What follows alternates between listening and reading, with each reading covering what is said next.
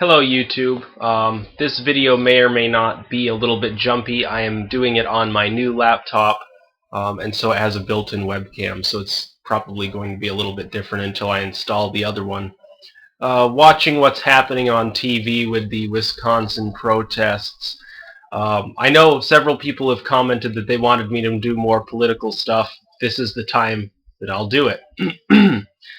Right now what we have in the United States is we have more wealth inequality between the rich and the poor than ever before. Now, I'm actually doing a paper, my midterm paper for political leadership, which is one of the classes I'm in, deals with generally wealth inequality in general from the 1970s to the present. I'm reading, things by Domhoff, etc. Now, Domhoff would be considered, oh, well, he's a radical leftist, So I chose some other stuff by Gelman and McCarthy and a few others. McCarty, sorry. Not Joe McCarthy. I wouldn't read that. But various other works here. And I'm learning something interesting. Relative to inflation, the income of the lowest 8 quintiles lowest 8/10ths. I'm thinking of a different graphic in there. Relative to inflation has fallen. The income of Americans, the lowest 80% of Americans, is going down relative to inflation. The top 20% is going up relative to inflation. Now, we know there's wealth inequality in America. Our inequality is higher than, basically the entirety of the world. We're a nation that supposedly is built on things like equality and fairness and all these things. Fairness and equality, okay, the notion that everybody, if given a relatively decent shot at achievement, will end up achieving if they've got the drive to do it. That makes perfect sense, but what you've got in this country is a system whereby the majority of the population doesn't get that shot. We have potentially hundreds of thousands of brilliant people who could be scientists and artists and singers and politicians going to waste in this country, and it's all because of, and again, I don't buy into the left-right dichotomy, but I hate to say it, it's primarily the responsibility of the right wing in this country. Now, if you watch Fox News on these Wisconsin protests, you'll get things like radical leftist activist Michael Moore supports these, and he's student walkout and all these things. You'll get the notion by watching things on the mainstream media that for some bizarre reason, groups of teachers and other middle-class income families who rely upon their collective bargaining rights in order to make sure that they don't get fucked over, that they're somehow responsible for the crisis we're in right now. No individual in the lowest 80% of the population is responsible for the problems that we see in the United States today. They don't have the political power to be affecting the political process in that manner, because all the politicians come from that upper fifth. They don't have the economic power to do anything about it, because they're not getting paid very much. We think, oh, well, those teachers getting $100,000 a year with income and benefits, why, God, they shouldn't be complaining. There would be enough to give everybody in the middle class that kind of income if we weren't allowing the richest 1% of the population, oh, well, we won't give them any additional taxes. We're in a deficit right now. And we're in a deficit because we're not taxing the upper class enough. And people say, oh, well, that's socialism. That is not socialism. Taxing the wealthy at a higher rate equalizes their rate according to inflation. They are making more and more money. They're doing that because they already control practically the entire business and industrial system. If you've got all the industrial capacity and all of the business capacity locked into a tiny percentage of the population so that the mom and pop store down the street might be the only place left in town that's not owned by a corporate conglomerate. When you have that system in place, of course, when the economy expands, that percentage gets richer. And what we basically have right now is a return to the idea of trickle-down, which never worked to begin with, and the notion that, oh, well, the poor should be happy that we give them $10 a week for, some food. And people blame, because they've been lied to by the media and the politicians, the middle class blames the lower class because, oh, those lower class people are taking all the unemployment benefits and all this free medical care and stuff, so they're to blame. And the lower class blames the middle class because all these government workers and unionized skilled laborers, well, they just get too much money relative to us and we're not happy. Can't you see what's happening in America? The middle class and the lower class, neither of them is to blame for the problems. They don't have the political or economic power to be responsible for the problems in America right now. They're being pitted against one another by the rich through the media. Oh, well, don't fight us. In the past, it was well understood that the rich had the control, thus they had the responsibility to do what was right for America, and when they didn't, and people protested, they joined hands together and did so. Now you've got the media and the government and the rich power elite going down to people and saying, well, fight each other, like barbarians in a tournament for us to watch. These people are getting rich off of two illegitimate wars. They're getting rich off of controlling the entire military-industrial system to begin with. They're getting rich off the fact that they own all the means of production. Now, I'm not a Marxist. I'm not a leftist. I don't believe in things like communism and socialism. But I understand, because I'm not stupid, that the rich and the powerful in this country have been habitually lying to the people from day one. That's happened throughout human history. But now they've got major media outlets, so they can continually ram home every night on TV for an over-televised public that wants nothing more than to sit down, get high, and get drunk, and smoke tobacco, and sit on their couch and watch Fox News or CNN. They've got that media outlet to convince the general population, yes, indeed, the middle class and lower class should fight each other because the political parties agree that one of them is responsible for the problems. The responsibility for the deficit goes completely to the government and to the power elite, because the power elite is the stock from which the majority of people in the government are selected. A very small handful of people will actually get elected that didn't come from at least upper middle class roots. They've all got at least upper middle class roots. The vast majority of them come from rich stock. And all this Horatio Alger bullshit of the made man and the pull yourself up by the bootstraps America, that, oh, you can rise up from utter absolute poverty and become, oh, look at Bill Gates. Well, Bill Gates had a Harvard education. He was obviously extremely intelligent, but he was also given the ability to succeed by the fact that he did indeed have connections. The fact that he dropped out of Harvard doesn't really make a lot of difference because he went to Harvard. The whole Horatio Alger bullshit. Horatio Alger was a writer who was very popular in the United States at one time, who wrote the story, basically continuous stories of some poor boy who made it good because usually he saved the mayor's daughter or something like that, but also he worked his way up into high society. That doesn't happen in the United States. That's a bullshit fairy tale dream invented by people in the right wing who think, oh, well, mom and apple pie swell America. Anyone can make it big, and if you don't make it big, that's okay. It's okay to earn a decent living and finally die of lung cancer after having worked around asbestos for your entire life. It's all this, it's bullshit.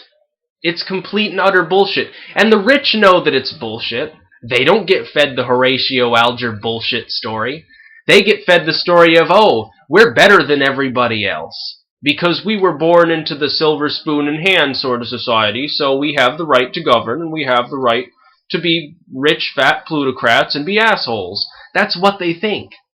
And people have been lied to recently by the media into thinking that it's not okay to dislike the rich because the rich do so much for America. Look at all the wonderful things that their tax money provides. Well, they could provide a lot more with a lot more tax money if we had the balls to do it. Unfortunately, the right wing is completely controlled by the power elite. And the left wing is basically controlled by the power elite too. So right now what we have are the Republicans ruled by the power elite and taking the side of the little guy, the laborers and all the lower class, and saying, "Oh, well, you can work your way up, but here, attack the middle class because they're responsible for your problems." And then you have the Democratic Party, also ruled by the power elite, and they say to the middle class, which is their constituency, "Oh, well, attack these unemployed geeks and nerds here. All these unemployed dudes, and they're getting welfare and all sorts of benefits." And to some extent that's actually switched in a juxtaposition whereby the Democrats actually in a way are more beholden to the lower class and the Republicans the middle class, depending on the state. You see, I live in Vermont, so here it's a little bit different. But the main problem in the United States has nothing to do with the lower and middle classes. They haven't done anything wrong. If the populace is in debt because of credit, they say, "Oh, well, these people are just too dumb to handle a credit card." Why do you think they got into debt in the first place? Could it be that they were trying to provide basic appliances and services for themselves that they couldn't afford with cash because the rich were taking all the money in the first place? No, say the media and the power elite. Of course not. It's their own fault. They could work their way up if they wanted to and wade knee-deep in shit across fire and brimstone, and then they'd come to this monumental valley that's called the Land of Milk and Honey, Horatio Alger story circa 1935. That's the bullshit lie that's being fed to America. I look at these people in Wisconsin protesting, and I feel sorry for them. I'm not a government worker. I'm not part of a union. I wish I was in the middle class making $100,000 a year in income and benefits like they are, but I don't blame them for wanting more because they have the intelligence to understand that they could easily have more. We have a country in which 1% of the population owns 50% of the wealth. Why'd that happen? It couldn't be that we're not taxing them enough or that we haven't got our law system set up to compensate for that fact. You see, ultimately, the rich send their children to the private school and then to the Ivy League education. Doesn't matter if they're more intelligent than the rest of the population. In fact, usually they're not. Intelligence-wise and motivation-wise, they are the same as you and I. The only advantage they have is their birthright into this silver spoon society. That is the reason that they get different treatment. So the fact that the majority of corporate CEOs were rich to begin with doesn't surprise anybody. But the media and the government are consistently lying to people and saying, "Oh, well, the lower class is responsible. Oh, well, the middle class is responsible. Oh, well, the academics are responsible. Oh, the people in labor unions are responsible. The people who vote a different way from you are responsible. Somehow, it's everybody's fault except for the people who are actually to blame. And those are the people that are running the fucking country in the first place. The rich and the powerful. And yet we get told every night on TV, don't blame the rich. Where? The rich aren't responsible for our problems. The rich pay the most in taxes, so they're the ones that are helping us along. Well, you could make them pay more taxes and people would get along even better. In fact, if you were to stop the two illegal wars, close Gitmo and all the other detention facilities and bases that we don't need, and stop sending aid to other countries that neither need it nor deserve it, and then you were to tax the rich just a little bit more because I'm pretty sure that they can afford it, we wouldn't have a deficit. And we wouldn't have to cut any programs. But we won't do that because everybody knows it's the responsibility of the small segment of the population that's unemployed and getting welfare and unemployment benefits. Oh wait, that used to be a small segment before the problems happened. Who was responsible for that? Again, the people who are in power. And it's also the responsibility of these greedy teachers who have the best job in the world, and also post office workers and people in low-level bureaucracy. It's their fault too, because they're very, very greedy people. They want to have $50,000 a year, and we think that should be lower because they don't deserve it. Do you see the sarcasm here? The problems in our country right now aren't the responsibility of the poor, and they're not the responsibility of the middle class. They're the responsibility of the upper class. And I'm not even talking upper middle class. I'm not talking the people who live in condominiums for half the year. I'm not talking about people with a second home. I'm talking about people with a fifth home, a sixth home, a seventh home, 10-car garages, 2 Learjets, people like John McCain. They're the ones responsible for the problems right now. But nobody wants to admit it because it's a lot easier. It's a hell of a lot easier when you're lied to constantly with our basically, Goebbels-style media that we have at this point. It's a lot easier to be told that the lower and middle class are responsible and for them to hate each other. So it's really easy for 80% of the population to blame the people who are directly above or below them. It's very difficult for them to blame the rich because they understand that the rich are already in control and that there's not a lot they can do about it. So rather than fight the rich, they prefer to fight each other tooth and nail for what little is left after the rich build their mansions. After the top 10% of the population gets done with their wealth, what little trickles down to the general public is fought over by the middle and the lower classes. That's what happens in the United States. And what I don't understand is how people can consider it socialism to tax the rich a little bit more. We've raised and lowered taxes on the middle and lower class repeatedly throughout our history. Tax levels have always changed. Why the hell is it socialist to tax the rich a little bit more? Because we're in a deficit right now and we kind of need the money. And rather than cutting a bunch of programs that keep the poor from starving to death and keep the middle class from losing the jobs they are already in danger of losing, I would think it would make more sense to tax the people who can actually afford it. But no, say the Republicans and the right-wing media, we can't do that because the rich are our friends. They're great friends to the United States. No, they're not. The rich don't give a shit about you. There are a handful of humanitarians among the rich who give a shit. Not nearly enough. The majority of them are obsessed with power and money because they were raised under power and money. It's all they fucking know how to do. They've been completely corrupted. And it does make sense to say there's a segment of the population that is by necessity more corrupt than the rest of the population. It makes sense to say that. What do you think they teach you in Harvard when you're learning to become a corporate lawyer? They teach you how to lie and cheat and how not to feel bad about the fact that you're defending a company that's essentially screwing thousands of people. Oh, I'll go defend the tobacco company. I'll go defend the liquor company. I'll go defend this company that's trying to bilk its workers out of hundreds of thousands of dollars of compensation after a bunch of them got tumors in their lungs from hanging around asbestos. I'm a good person. You have to completely redo your whole friggin' mentality to be like one of these people. How do you think it feels to be a corporate leader and know that you're screwing thousands of people? How does it feel to be one of the executives at Walmart knowing that half your products are from slave labor in China? You think these people have a fucking soul? Of course they don't. And then people will turn around and look at someone like me who's actually making sense, arguing the point, and they'll say, he's a socialist. Or he's just a communist. Or he obviously hates the rich because he's not one of them. You know what? I wouldn't want to fucking be rich. Actually, I want to go into the academic field because I'd like to make enough so that I can be removed from the rest of society and just do my own thing, because to tell the truth, society is just completely fucked up. When you have the lower and the middle class, instead of focusing on the rich as the source of their problems, fighting each other because of a stupid political dichotomy that's been around for 5-6 decades, that's just foolishness. It's just absolute foolishness. And these people, I don't know whether it's the public education system just keeps people ignorant, because remember, the power elite have the private schools. So everyone else has to fight over whether they want to go to a slightly better public school or not.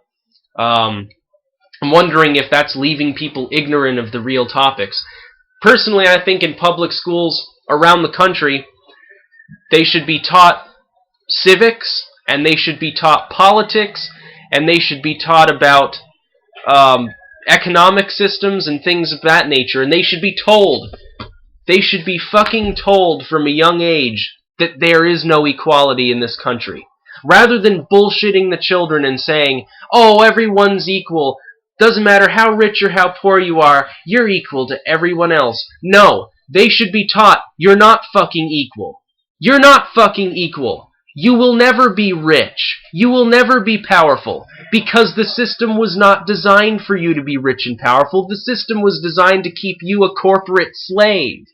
The system was designed in order to keep you working so that they could take the money you were making. The product of people's labor goes right into the pockets of the rich. There is no production shortage in this fucking country. We have more than enough arable and industrially capacitatious land. We have plenty of land that is capable of being utilized. We have plenty of labor. We have plenty of great minds thinking all the time. We have plenty of infrastructure in place. There is no production shortage. That is not the reason that we have the problems we have today. Anybody who says that it is a fucking liar and a shill for the rich and the powerful. The reason we have the problem we have today is because people who are poor and middle class think that it's great to fight one another because one of them is getting a little bit more in social benefits and the other's getting a little more income. Because they're both fighting over the 2 or 3% that's left over after the rich have taken all the rest. And the rich aren't doing any more labor than the poor and the middle class and the upper middle class are doing. Those three classes do 99% of the work. And 99% of the benefits goes to the rich and to the government, which also eats up a huge amount because it's too big. That is the problem in our country. It has nothing to do with the poor, the middle, or the upper middle class. None of them are to blame. They're just all completely deluded. And the fact that more people can't see it is just a testament to a poor education system, which again is underfunded because the rich don't have any reason to fund it. The people who are ruling the country send their children to private schools. They do not care if the general population is being adequately educated. If we were being adequately educated, there'd be enough money so that every child could be bilingual, so that every child could get 4 years of each basic subjects, so that each child could take senior law and civics courses and political discourse and analytical thinking, and each student would be encouraged to take college prep classes. That would be what would happen if we had a fair system in place. But instead, the rich get those things.